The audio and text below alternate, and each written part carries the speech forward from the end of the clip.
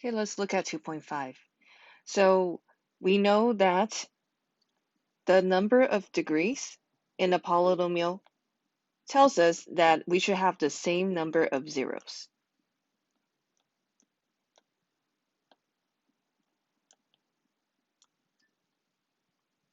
Okay, so if you kind of recall what polynomial is just basically a lot of monomials added together.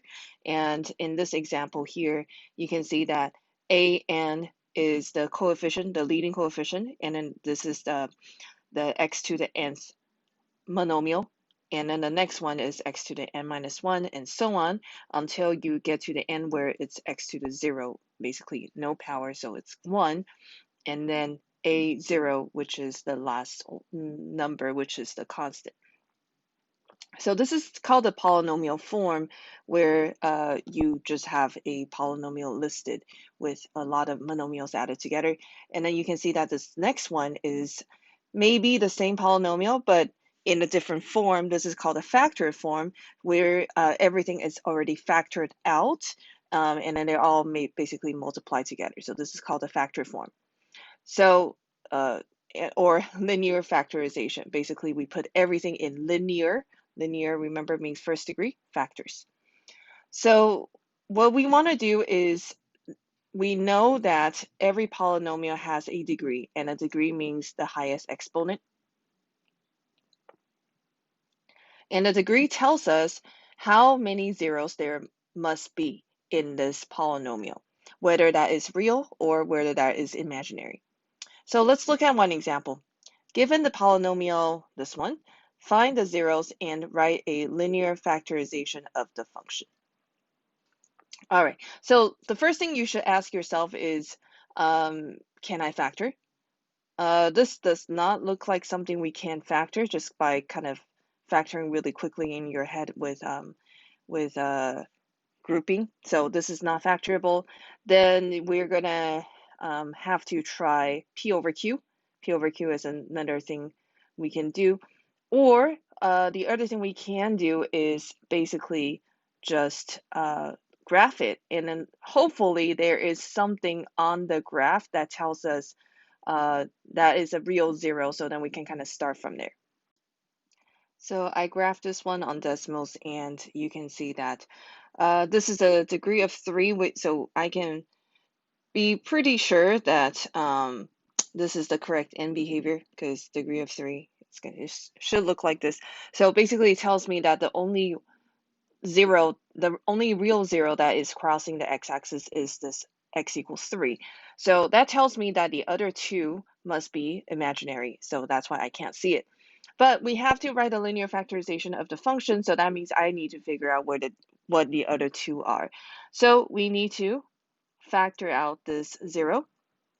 So I'm going to use synthetic division, since that's kind of the quicker way. So 1, negative 10, 44, negative 69, and then do linear factorization. So drop down the first number. This is 3 minus 7 minus 21.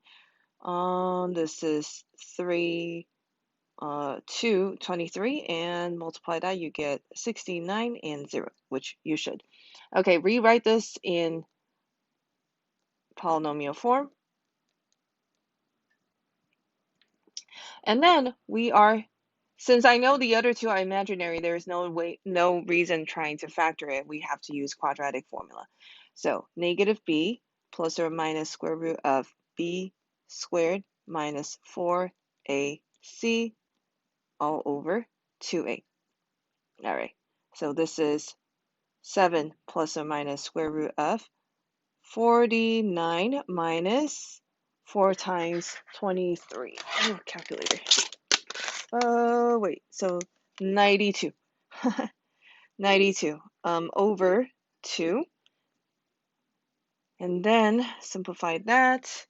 So 92 minus 49 minus 43. So 7 plus or minus square root of minus 43 over 2. That gives me a imaginary number there. All right, so I got my other two zeros. So let's write this the zeros are 3, and then 7 plus or minus square root 4d 3i over 2. Now I need to write a linear factorization, so this is where you got to be very diligent and just, stay with me through this algebra part. Well, we know that we know these three zeros, and what we're going to do is recombine it back into a polynomial. So we know that it's going to be x minus these zeros. That's kind of how the factors work. So x minus 3, x minus, this is kind of the hard one. So we have this really big imaginary number, so we're going to take the plus version and then write it in, oops, in here.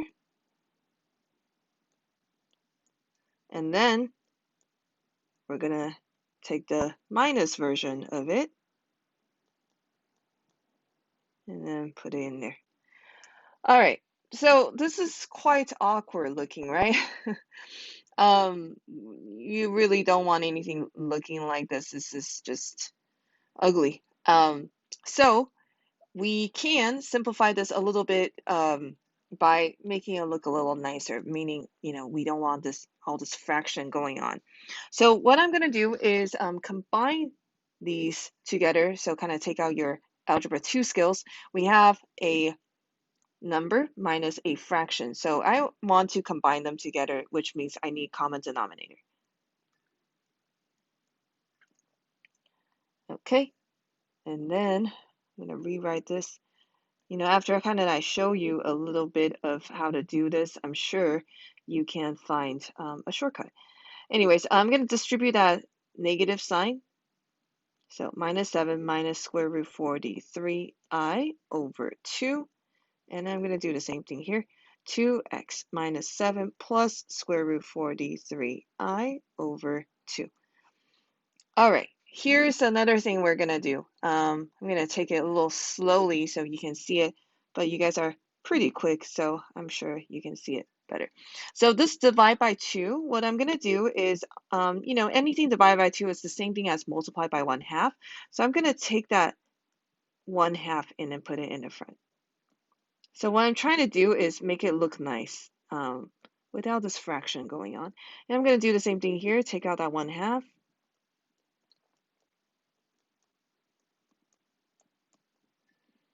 All right, now that's better, but still kind of awkward with this 1/2 stuck in there. So I'm going to bring both of them in the front and multiply them together. So I get a 1/4, and then everything else is just nice linear factors without a fraction underneath.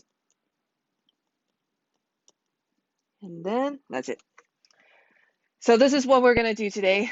This algebra part is just, be careful. Don't make small mistakes. All right, so let's have you try this one. Given this polynomial, find the zeros and write a linear factorization. So you can see that there should be 4 zeros. So go ahead and use the graphing calculator to figure out the first few zeros, hopefully few zeros, and then use synthetic division, divide it out, and then write the linear factorization. All right, you probably got to this point and got the correct zeros. Now let me kind of show you how to write this as a linear factor. This one is, yeah, we still have that tricky part of simplifying the algebra part, but it also has a more tricky part, as in looking at the leading coefficient, it's a 3. So then we got to make sure that our linear factorization does show this leading coefficient. Okay, so I'll kind of show you what I mean by that. So first, let's write this out. So y is equal to x plus 2, x minus 1/3, x minus 1 plus square root 3i over 2, x minus 1 minus square root 3i over 2. Okay, so if simplifying this is just, you're kind of thinking this is just too much work for me, it's fine. If you leave it like this, it's okay. Just know that the more practice you get with simplifying and kind of getting through the algebra, it will be easier for you next year in calculus than because there's a big part of calculus that has to do with just can you do your algebra fast? So anyways, I will kind of let you decide whether you want to simplify or not. So if you could do leave it like this, it's fine. Just know that if you do multiply it all back together, you're not going to get the polynomial. And why is that? Because there is a 3 in the front that we didn't take care of. So kind of think of, you know, kind of think of it like this. If let's say someone tells you that this polynomial has two zeros, 2 and negative 2, 2 and negative 2. That is good information, but not enough information for you to write a equation, right? The polynomial may look like this. The polynomial may look like this or this. So you really have no idea, or even, it doesn't even have to be a 2 degree, right? So then what determines how it looks like? Well, if they told you that it's just only two zeros and this is a quadratic function, then the only thing else that's going to determine it is really just A. What is um, what is the leading coefficient? And so A is very important because you could cross through all the same zeros, but then it has a different stretch. So the reason we can't, so basically we have these four zeros, but because we're missing that A in the front, we are not going to multiply back and get the same polynomial. So then what we do is just at the very end, you kind of attach that 3. All right. Okay, so let's have you try another one. This one is quite crazy looking because it's 5 degrees. So do the same thing as before. So go ahead and find those 5 zeros and write a linear factorization. Okay, go ahead and check your answer.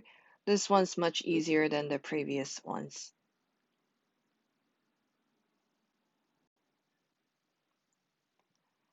Now, you probably have already notice this. This is the complex conjugate zeros theorem. So it says if a polynomial has complex zeros, then it must come in pairs. So this means if you have a plus bi as a root, then a minus bi must also be a root because they come in pairs. So let's look at an example. Given the following zeros, find the polynomial in standard form of the lowest degree that contains these roots. So just, the roots that they give you are kind of the ones that you have. Don't create more multiplicity than you're given. So they tell you that for first example, x is equal to 2i and 2. Now, according to the complex conjugate theorem, I think. Yes, complex conjugate zero theorem. If you have the root 2i, then you must also have what? You must have negative 2i because they come in pairs. So if we know that these are the 3 zeros, then can we write a polynomial in standard form? Yes, we can. So first we got to get into the factor form. So we know that there is a x minus 2. X minus 2i and then x plus 2i. Now, this is the factor form. They want it in polynomial form. That means we need to multiply it together. Now, what I want to show you is kind of the quick way to do this. So you see here how they're conjugates of each other, and that basically means a plus b times a minus b. So we want to multiply these together so that it's fast. If you actually multiply these two together, you're going to get so many more i's that eventually will all cancel out, and it's just kind of a waste of time. So make sure you look for these kind of shortcuts. All right, so I'm going to multiply those two together. So I know it's going to be a squared minus b squared. So a squared minus b squared. All right, I'm doing it really slowly. I'm pretty sure you'll find a shortcut very soon. Okay, so this is going to be 2i squared becomes 4i squared. So we remember that I squared is -1, so this really becomes x minus 2 times x squared plus 4, because the negative and the negative multiply together, and then we just need to FOIL right now. So x cubed plus 4x minus 2x squared minus 8, which is pretty much it, but we really want to write it in decreasing degrees. So x cubed minus 2x squared plus 4x minus 8. And that's it. All right, let's try another one. This one's a little more complicated. So it tells us that there is a 0, 2 minus I, and according to the complex conjugate zero theorem, what is the other root? That is 2 plus I. All right, so let's write this in factor form. So remember, you're going to take x minus the root, and you see how I put it in parentheses? So that way I remember I have to distribute that negative sign. So please be careful of that. X minus 2 plus I. All right, so x minus 2 plus I times x minus 2 minus I. Well, if we want to FOIL right now, we're going to get into a lot of crazy stuff because this is quite a crazy foiling. So a few students from the past have told me a really fast way to FOIL to solve this, and I thought was ingenious, so I'm going to share with you guys. So notice how x minus 2 is repeating and how I is repeating, and then notice how the sign in the middle is different. And so we can think of it as a plus b times a minus b, but a in this case is an x minus 2. You know, we're usually used to seeing a as just a single term, but we can still do the same thing with two terms. So kind of remember this as a trick for the future. You can use something like this when you kind of see that pattern. So we know that a plus b times a minus b is a squared minus b squared. In this case, a is x minus 2. So we're going to do this, x minus 2 squared minus b squared. All right, so pretty easy. And then now you do have to just remember how to FOIL x minus 2 in your head so that this is a very fast problem. So x minus 2 squared is, if you kind of remember what I taught you last year, square the first term, square the last term, take the product, and double. So square the first term, square the last term, so negative 2 squared is 4. Take the product, so x times negative 2 is negative 2x, and double, so minus 4x. All right, so that was fast. I squared is negative 1 times that negative in the front is plus 1. So this polynomial is x squared minus 4x plus 5. All right, so now let's look at another question similar to that. So if we know that, this question says, if we know that there's a complex number 1 minus 2i, and that is the root of this function, what is the remaining function? And then write the linear factorization. So basically find all the roots.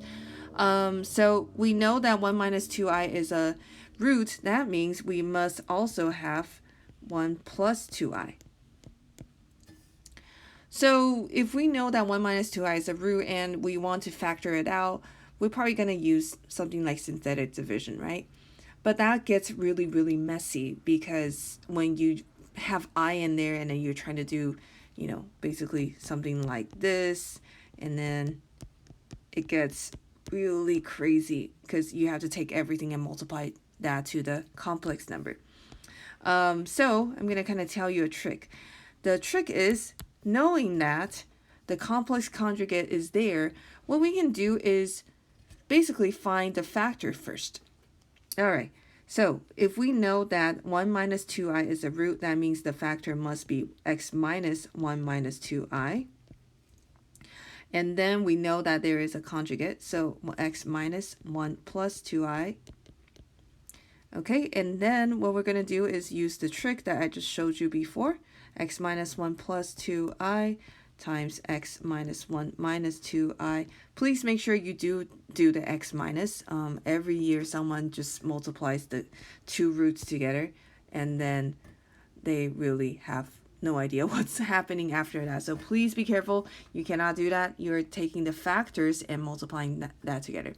All right, so same thing as the trick I showed you. This is the a part. This is the b part. And then we really have an a squared minus b squared. So a squared minus b squared. All right, so hopefully we can do the x minus 1 squared in our head. X squared minus 2x plus 1. 2i squared is really just 4i squared. I squared is negative 1, so this becomes a positive 4. So x squared minus 2x plus 5 is the factor from there. Now we just need to figure out the last zero. So what I'm going to do is I'm going to divide this whole factor out from this polynomial. And to do that, I'm going to use long division, because I can't use a nonlinear factor in synthetic, so I have no choice but to use long division. So divide by x squared minus 2x plus 5. All right, so look at the leading terms, x squared versus x cubed, and then you ask yourself, what do I have to multiply to get to x cubed? That is x. So x cubed minus 2x squared plus 5x. Remember to subtract down. So this is minus 3x squared plus 6x minus 15. All right, do it again. Minus 3 here. Minus 3x squared plus 6x minus 15. Yes. And that should happen because we know that it is a 0. So the last factor is x minus 3. All right, they want this answer, let's see, zeros. Okay, so the zeros are x equals 1 plus or minus 2i, because that's the conjugate, and then we know the last 0 is a 3, because the factor is x minus 3. So then the linear factorization is, all right, first factor is my imaginary one, so x minus 1 minus 2i, and then x minus 1 plus 2i, and then my last 0. All right, so here, let's have you practice. So given that 1 plus I is a root, find the remaining 0. So you have 2 remaining zeros. And then you're going to write this as linear factorization. Okay, go ahead and check your answer. So we got all 4 of them being, all 4 of them being some kind of conjugate. 2 of them are real, 2 of them are imaginary.